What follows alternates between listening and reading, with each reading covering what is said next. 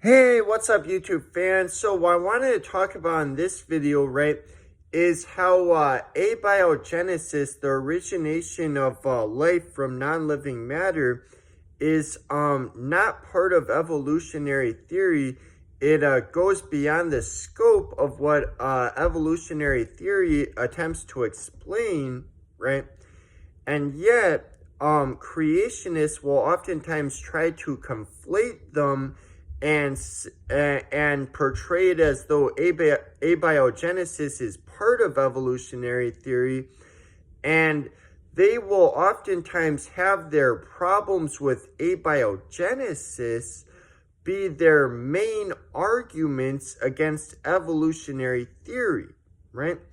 Which should really show you then that they are running out of arguments against evolutionary theory, and when their main arguments against it are things that go beyond the scope of evolutionary theory, right?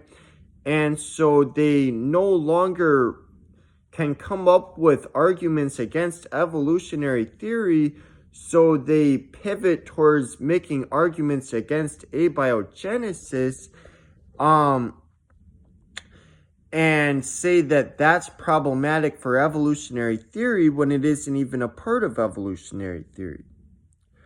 And also worth noting is that they, just as they will do arguments of irreducible complexity when it comes to evolutionary theory, they will also do arguments of irreducible complexity in regards to the cell, in regards to the origin of life.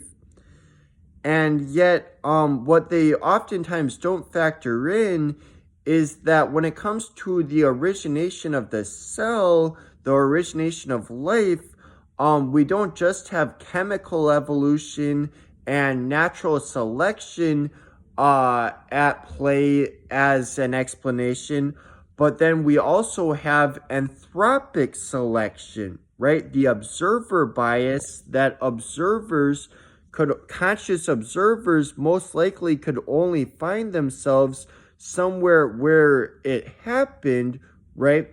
And the cosmos could very well be vast enough for any improbable sequence of events to occur somewhere, right?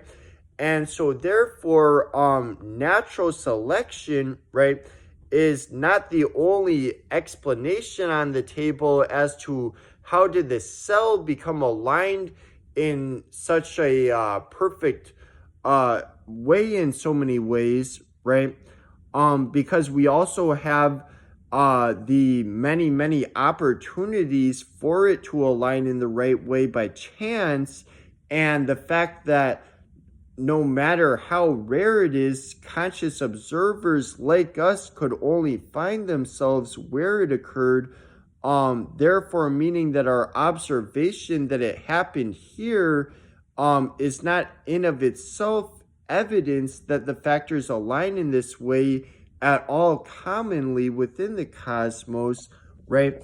And there's plenty of opportunities for the factors to align in the right way, even on a single planet, let alone septillions of planets, potentially infinite planets. All right, that's all for now. See you guys.